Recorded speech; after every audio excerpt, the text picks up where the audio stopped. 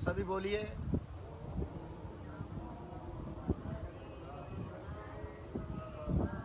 ओम नमो भगवते वासुदेवाय।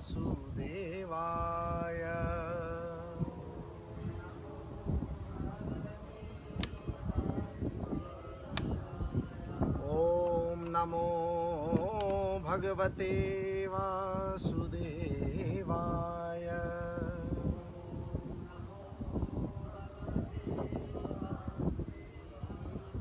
वंशी विभूषित करामनवनीरदाभात् पीताम्बरादरुणबिम्बफलाधरोष्टात्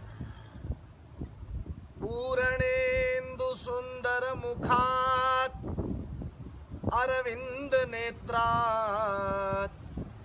कृष्णात् परं किमपि तत्त्वमहं न जाने। कृष्णात् त्वदीयपदपङ्कजपञ्जरान्ते अद्यैव मे विशपुमानसराजहंस।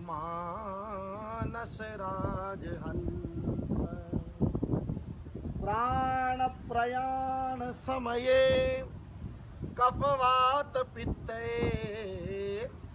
कण्ठावरोधनविधौ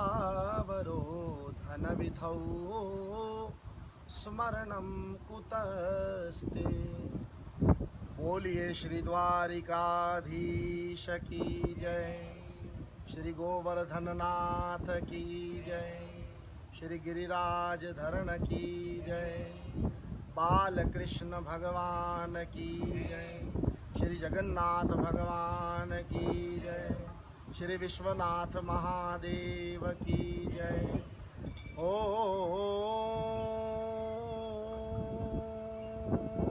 नमः पार्वती पतये हर हर महादेव। हरे कृष्णा कृष्णा कृष्णा हरे हरे, हरे रामा रामा रामा हरे हरे, हरे कृष्णा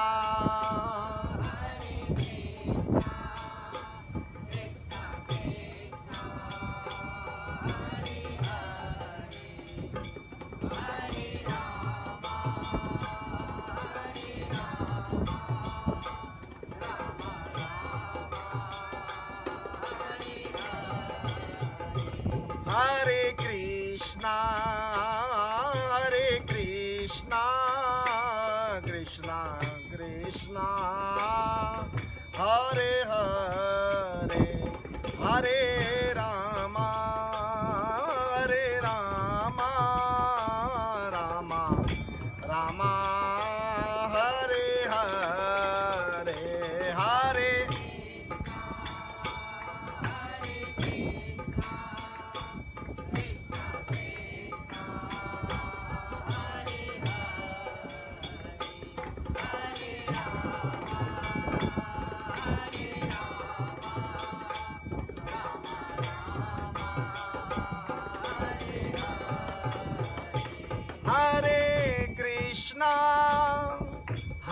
कृष्णा कृष्णा कृष्णा हरे हरे, हरे रामा रामा रामा हरे हरे, हरे Krishna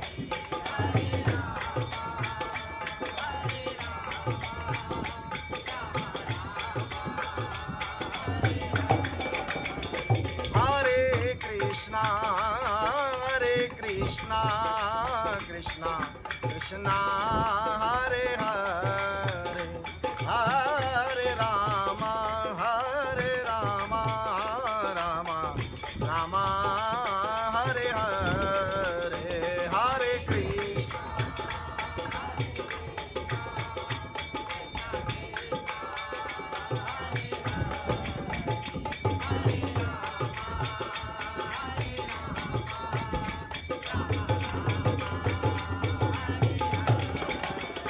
Hare Krishna, Hare Krishna, Krishna Krishna, Hare Hare, Hare Rama, Rama Rama, Hare Hare, Hare Krishna.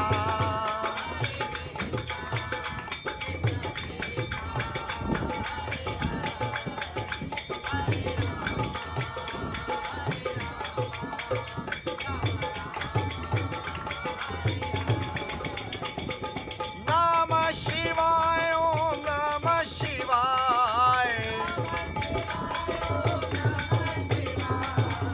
Mahadevaya, Shiva Mahadevaya. Bolo Har Har Bole, Namah Shivaya. हे भजो पार्वती पति, ओम नमः शिवाय। ओ जय जगन्नाथ, जय जय जगन्नाथ, जय जगन्नाथ, जय जय जगन्नाथ। ओ जय जगन्नाथ, जय जय जगन्नाथ। ओ जय जगन्नाथ, जय जय जगन्नाथ। जय जगन्नाथ, जय जय जगन्नाथ। जय जय जगन्नाथ, जय जय जगन्नाथ। ओ जय जगन्नाथ, जय जय जगन्नाथ। ओ जय विश्वनाथ, जय जय विश्वनाथ। ओ जय विश्वनाथ, जय जय विश्वनाथ। ओ जय जगन्नाथ, जय जय जगन्नाथ। ओ जय विश्वनाथ, जय जय विश्वनाथ। जय जगन्नाथ, जय जय जगन्नाथ। जय जय श्री राधे, जय जय श्री राधे, जय जय श्री राधे। श्री वृंदावन विहारी लाल की जय। भगवान के परम मंगलमय नामों का आश्रय करने के उपरांत आज इस परम पवित्रतम स्थान पर, जिसको सारा जगत वरुण देव मंदिर के नाम से जानता है, इस परम पावन भूमि पर जहाँ वरुण देव की नितांत चैतन्यमय उपस्थिति है और साथ ही भगवान विश्वनाथ महादेव भी विराज रहे हैं। भगवान जगन्नाथ की दिव्य छवि का भी हम सबको यहाँ दर्शन हो रहा है और महासागर के तट पर ये पवित्र स्थान है, इसलिए इसकी हर दृष्टिकोण से बहुत महिमा है। तो आज भगवान जगन्नाथ ने हम सब पर कृपा करके हम सबको यहाँ पर इस पवित्र तीर्थ सदृश भूमि में भगवत कथा सत्संग करने का महालाभ अवसर के रूप में प्रदान किया है।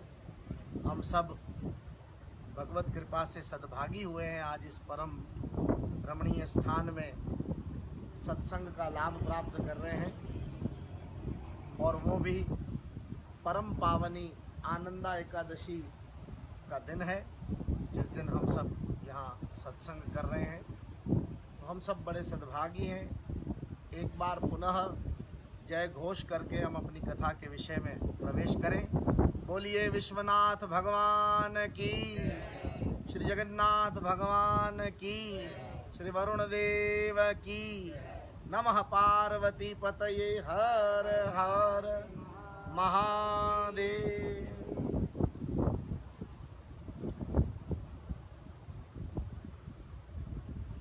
जो आनंद सहज सुख राशि, स्वीकरते त्रैलोक सुपासी। सो सुख धाम राम असनामा, अखिल लोकदायक विश्रामा। अभी मार्ग में आते समय ही ऐसा एक भाव दर्शन हुआ कि आज कथा के किस विषय पर हम यहाँ चर्चा करें। तो ऐसी प्रसादी प्राप्त हुई कि आज जो एकादशी है, प्रत्येक एकादशी का एक दिव्य नाम उस एकादशी के सारगर्भित रहस्य के रूप में मौजूद है। तो आज की जो एकादशी है उसका नाम है आनंद एकादशी। ठीक है। और आज की कथा में जो निमित्त मात्र यजमान बने हैं, उस यजमान का नाम भी आनंद है। ठीक है। और अभी अभी आपने फ्रेश जन्माष्टमी का उत्सव मनाया है। तो भगवान नंद नंदन अखिल लोक नायक सच्चिदानंद स्वरूप श्री कृष्ण, वो भी आनंद स्वरूप है। इसलिए ये आनंद की त्रिवेणी जो मुझे भाव में उतरी, तो मुझे ऐसा लगा कि आज की कथा हम आनंद पर ही करें। क्या है ये आनंद, उसका थोड़ा भाव दर्शन हम यहाँ करें। देखो, एक बात प्रारंभ में ये समझने की है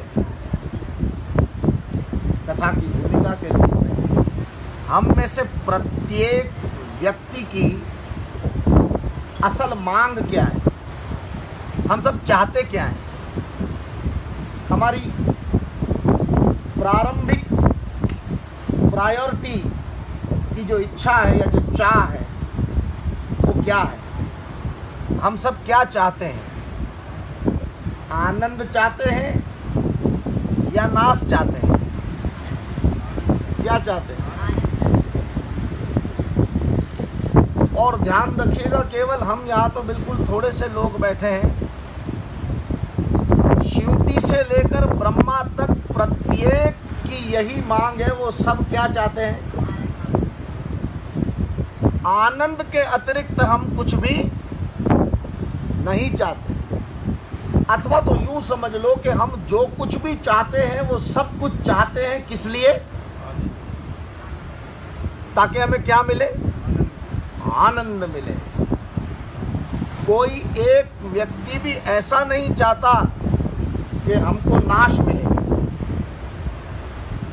और देखो, समझने की बात यह है कि प्रत्येक व्यक्ति का चेहरा एक दूसरे से मुख्तलिफ है।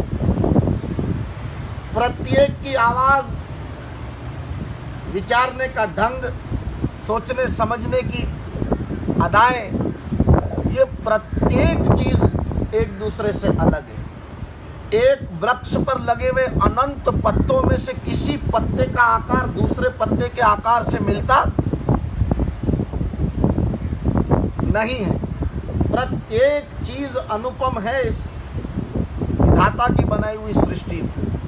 यानी इतना वैषम्य होने के बावजूद भी चाहते सब क्या है, इतना मुख्तलिफ सब कुछ है, लेकिन सब चाहते क्या है, सबको आनंद चाहिए।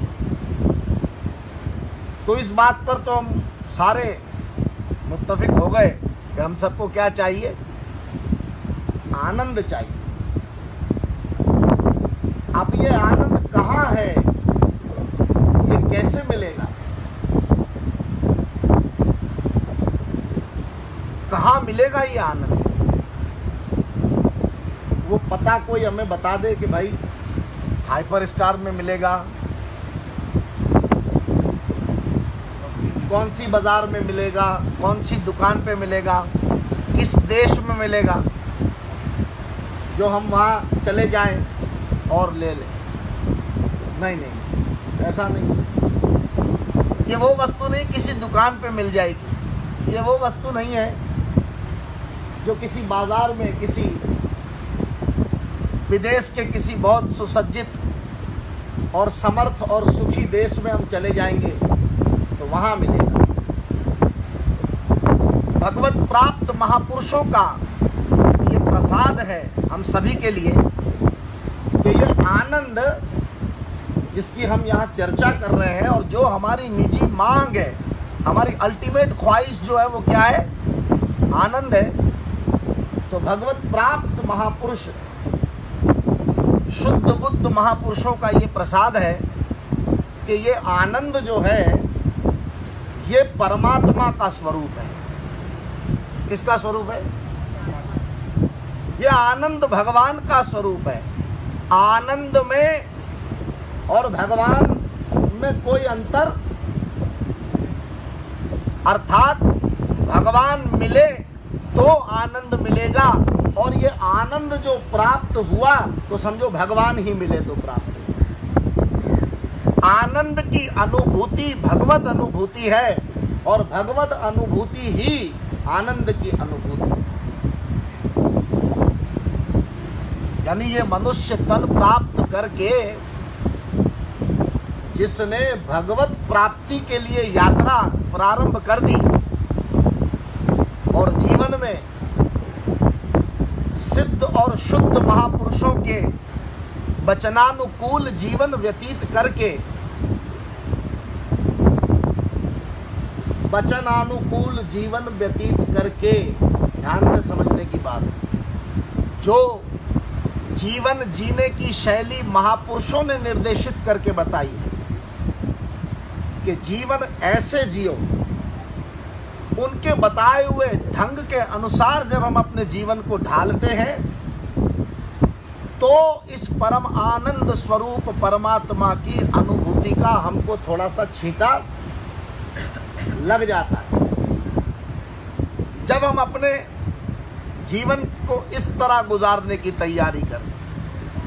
गोस्वामी जी इसके विषय में वर्णन करते हैं रामचरितमानस में। सद्गुरु वेद बचन विश्वासा, सद्गुरु वेद बचन विश्वासा, सद्गुरु वेद बचन विश्वासा, सद्गुरु वेद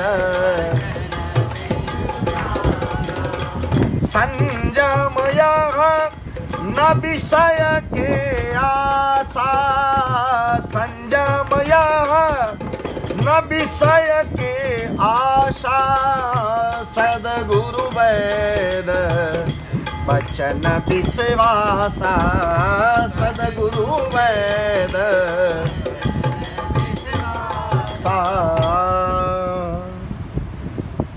क्या करना है गोस्वामी जी बताते हैं।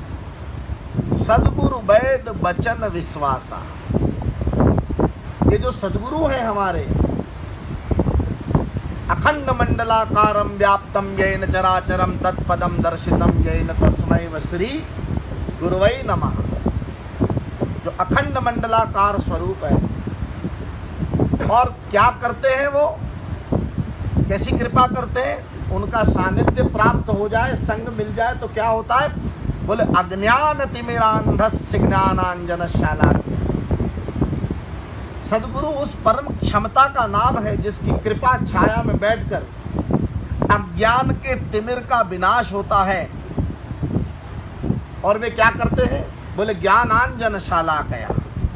ये आंख में कचरा पड़ा हुआ है, क्या पड़ा हुआ है, जैसे आंख में कचरा गिर जाए, सामने वस्तु पड़ी होती है लेकिन आपको दिखाई नहीं पड़ेगी। वस्तु तो सामने ही है, हमें नहीं दिखाई पड़ रहा। क्यों? क्योंकि हमारी आंख में क्या पड़ गया है? कचरा। और फिर गए रोते रोते डॉक्टर के पास, डॉक्टर साहब वैद्य जी कृपा कीजिए, आंख में कचरा आ गया है। फिर वो रात को कड़वा सुरमा दे देते हैं वैद्य लोग कि भाई ये रात को लगा लो। आपके एक्सपीरियंस में रहा होगा कभी, आंख में लगा लो, सुबह होते ही शीतल पानी से धो लेना। सुबह उठते ही जैसे पानी से धोते हैं आँख को, तो आँख का कचरा सारा स्वच्छ हो जाता है और क्रिस्टल क्लियर जिसको कहते हैं वो दृश्य हम देख पाते। फिर वस्तु दिखाई पड़ जाती है। आगे बात समझ। ये तो भौतिक दृष्टिकोण से आँख में कचरा पड़ जाए। आध्यात्म दृष्टिकोण से महापुरुष का सानिध्य, उनका संग,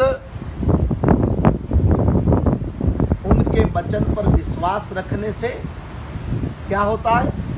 बोले जो हमारी भीतर की आंख है, क्योंकि आनंद की अनुभूति का प्रश्न भीतर से है, हमें अपने हृदय से उसका अनुभव करना पड़ेगा। और उसके लिए हृदय की आंख खुले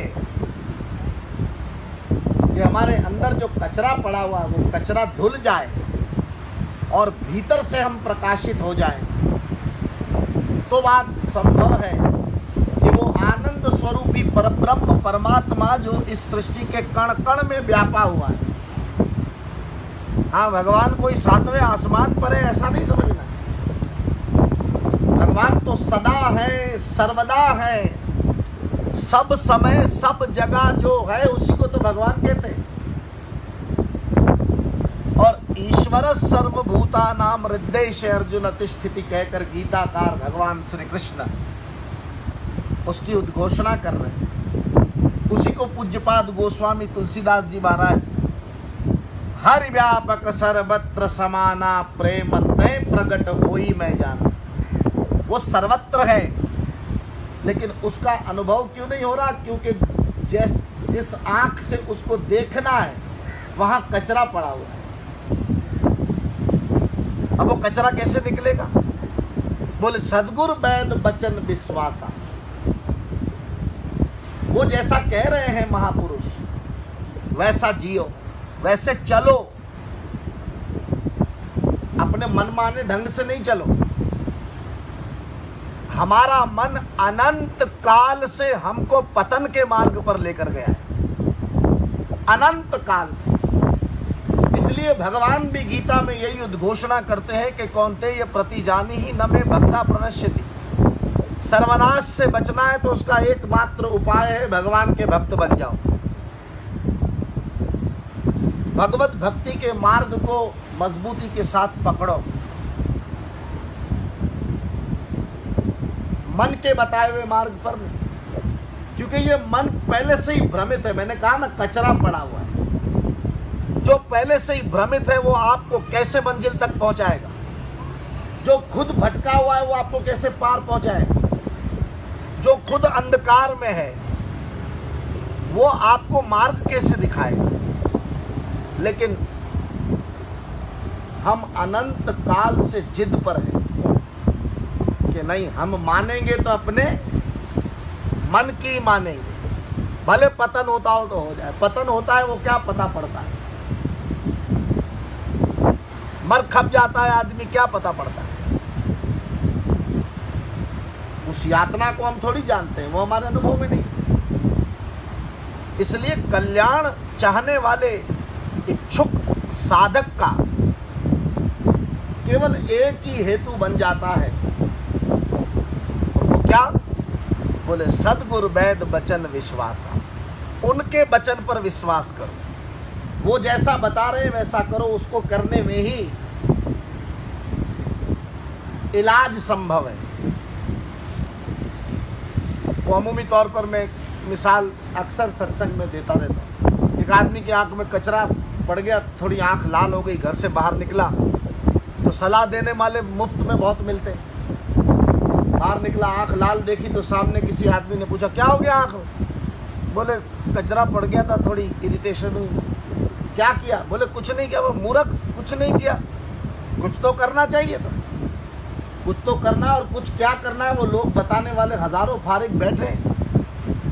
अभी अभी घर जा, चाय बना, पत्ती उकाल, उसके बाद उसको छान ले, मलमल के कपड़े में बांध ले, और फिर आंख के ऊपर यूं। आप ऐसा करना नहीं, कोई कभी आंख में तकलीफ हो।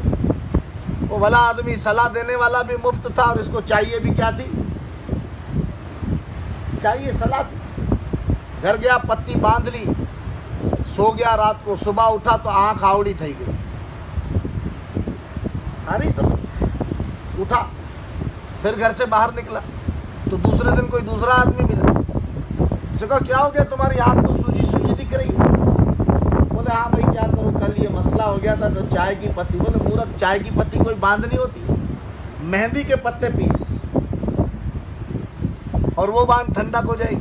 उसने जाके पहले दिन गर्म बांधा, दूसरे दिन मेहंदी ठंडी बांधी, रात को सो गया, सुबह उठा तो आंख से दिखना ही बंद हो गया।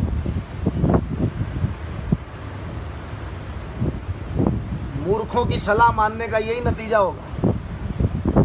मूर्ख माने भटका हुआ व्यक्ति, जिसको खुद ही पता नहीं है वो आपको क्या पहुंचाएगा।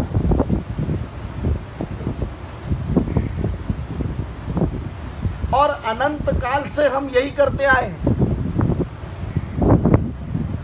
भटके हुए लोगों का ही मार्गदर्शन लेकर के जीवन जीते आए हैं। भटका हुआ व्यक्ति ज्यादा से ज्यादा आपको भटका ही सकता है बस। अंधकार में पड़ा हुआ व्यक्ति ज्यादा में ज्यादा कोशिश करेगा आपको अंधकार में। और जो पहले से ही परम आनंद में है, ऐसे किसी सिद्ध पुरुष के चरणों में तुमने अपने आप को सौंप दिया तो जो वो स्थिति में, उसी स्थिति में आपको लेकर आए। जिस स्तर पर वो है,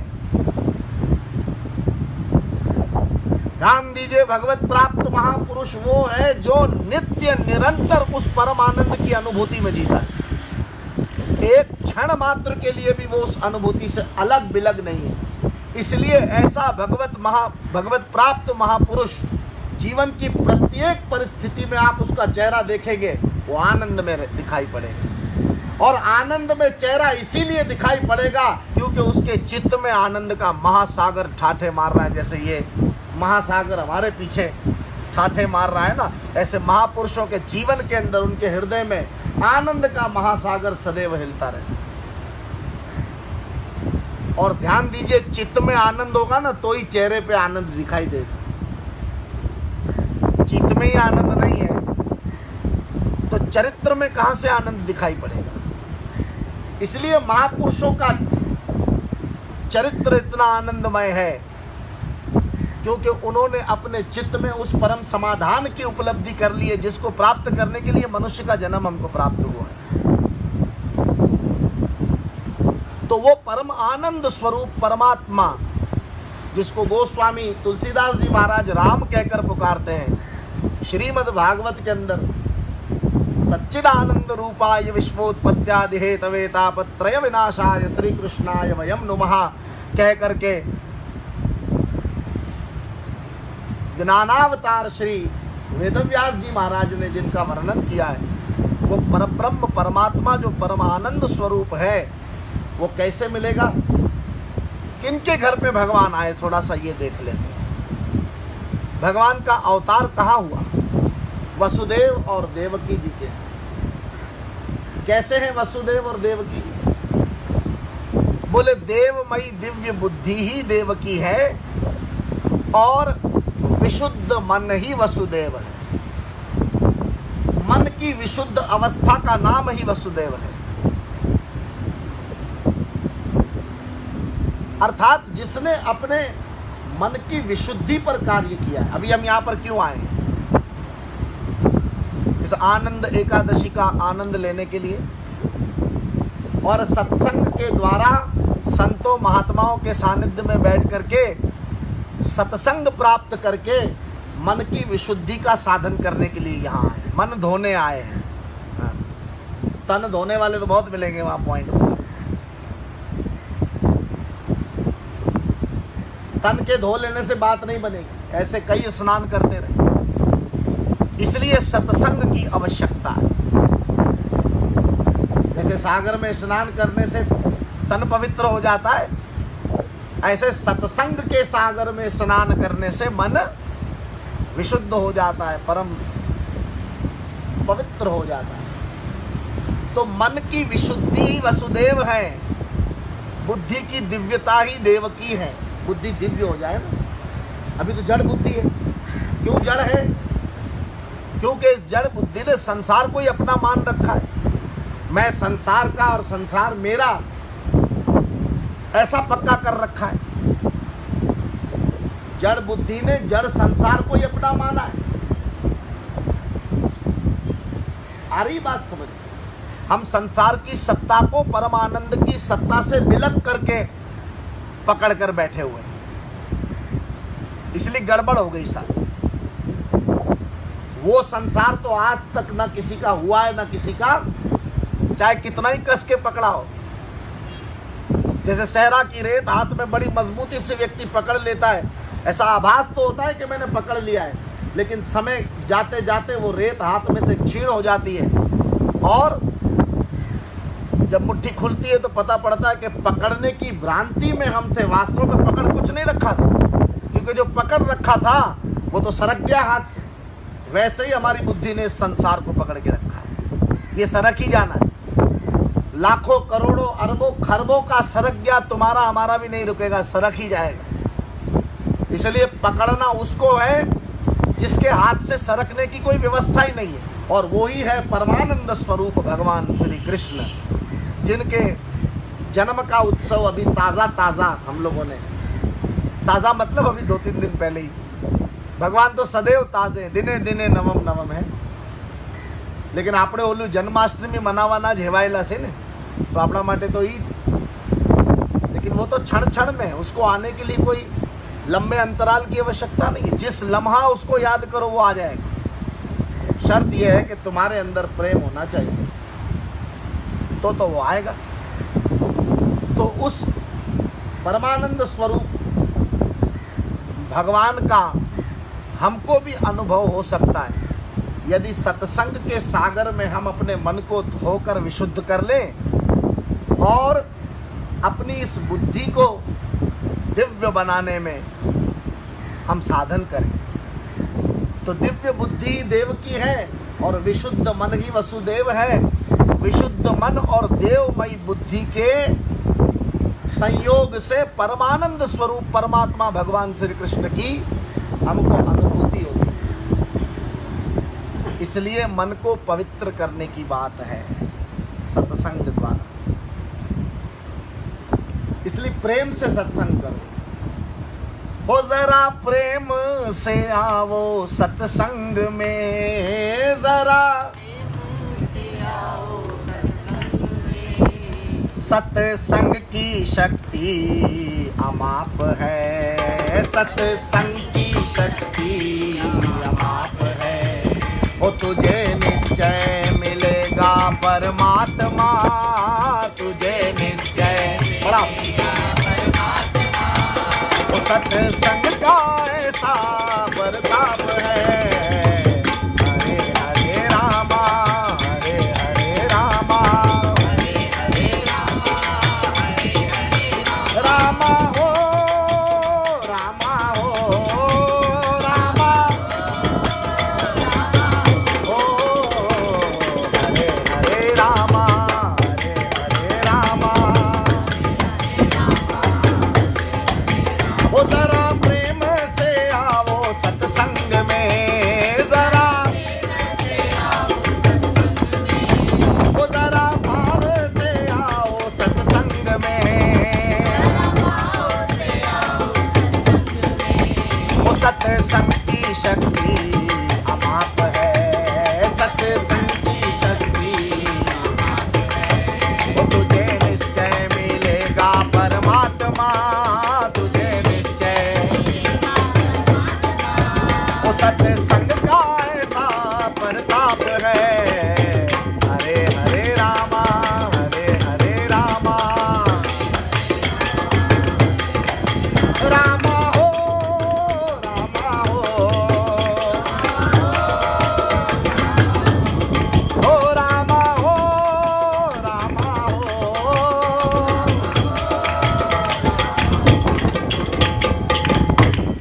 तुलसी मीरा सूर कबीर, तुलसी मीरा सूर कबीर। जग में संत कहला गए, जग में संत कहला गए, श्रद्धा भाव से सत्संग करके कीर्ति अपनी फैला गए। ये उन जागृत महापुरुषों के नाम भजन में उल्लेख किए गए जिन्होंने जीवन के परम सत्य को प्राप्त किया। इस जीवन को पाकर जिन्होंने उसको व्यर्थ में ना घुमाया, जीवन के मूल उद्देश्य की उपलब्धि करके फिर यहाँ से एक जीवन में आदर्श स्थापित करके गए और हम सबके लिए एक मार्गदर्शन बन करके गए। तो सत्संग करो नर नारियों, सत्संग से हरि का मिलाप है। आप सत्संग से मिलो, सदगुरु से मिलो। सत्संग सदगुरु आपको एक ही बात है, दोनों दो नहीं, अलग नहीं। आप सदगुरु से मिलो तो वो आपको परमेश्वर परमात्मा से मिलाएंगे। वही मिला सकते, और मिला वही सकता है जो खुद मिला हुआ। ध्यान दीजिए, जो ऐसी स्थिति में हमको ले आए, हमारे मन की विशुद्ध अवस्था हमको वापस लौटाए, जो लेकर हम इस दुनिया में आए थे। जब हमारा जन्म हुआ था तो कैसी विशुद्ध मन की अवस्था थी, ना उस वक्त कोई पाप था ना कोई पुण्य था। एक शुद्ध बुद्ध अवस्था में हम आए थे। लेकिन फिर यहाँ आकर के संसार के कीचड़ में ऐसे पड़े, शुद्ध हो गए। इसलिए अब हम सद्भागी हुए हैं। क्यों? क्योंकि भगवत प्राप्त महापुरुषों का संग भी हमको मिल रहा है और उनके चरणों की छाया में बैठकर सत्संग भी हमको मिल रहा है। ये दोनों बड़ी दुर्लभ बातें हमारे को सहज में प्राप्त हो गई हैं। इतना प्राप्त होने के बावजूद भी अगर हमने, इसको कहते हैं खुद की कृपा खुद के ऊपर अगर नहीं की, कि बैठे तो सही लेकिन अब यहाँ आ गए, तो एक आम व्यक्ति के लिए तो एक पिकनिक पॉइंट होगा कि भाई समंदर है, नज़ारा है, देखो भाई क्या समंदर था, क्या मज़ा था। अब तो बरसात का मौसम भी हो गया, शाम हो गई, मौसम हो गया। तो एक आम व्यक्ति के लिए, या यूं कहूँ एक विषयी व्यक्ति के लिए, तो ये एक विषय तृप्ति का स्थान हो गया। लेकिन जब एक भक्त मनोहृदय के साथ आप यहाँ पर आए हैं, तब इस स्थान की विशिष्टता और दिव्य हमको दिखाई पड़ रही है। ये वो सागर है जिस किनारे बैठ करके हम परब्रह्म परमात्मा की प्रतीक्षा करते हैं। हाँ, यहाँ तो उसके लिए आना है ना, कि हम यहाँ पहुँच गए, हम इस तट पर आ गए हैं। हाँ, वरना तो कहाँ गोते खा रहे थे समुद्रों में, अब तो हमको तट मिला है। मैं वो भजन स्मरण कर रहा हूँ, वो तो बनता ही है यहाँ। सागर तट पर बैठ अकेला